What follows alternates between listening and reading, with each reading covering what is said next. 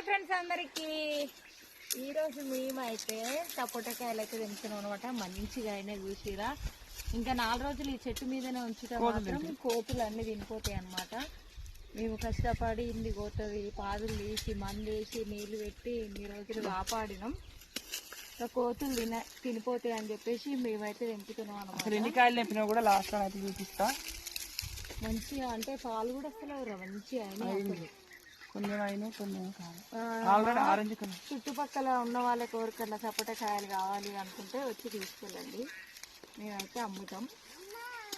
తక్కువనే ఉన్నాయిలే కానీ ఇట్లా తినాలనుకుంటారు కదా చెట్ల మీది. వాళ్ళు బండ్ల మీద అమ్మేటోళ్ళు ఎట్లా మొక్క పెడతారో ఏమో అని కొంచెం డౌట్ తోటి తింటారు కదా. మన ఇంట్లో మనం మండ పెట్టుకొని తిన్న పండ్లు అయితే మస్తు టేస్ట్ ఉంటాయి. చెట్టు మీద పండ్ల లెక్క.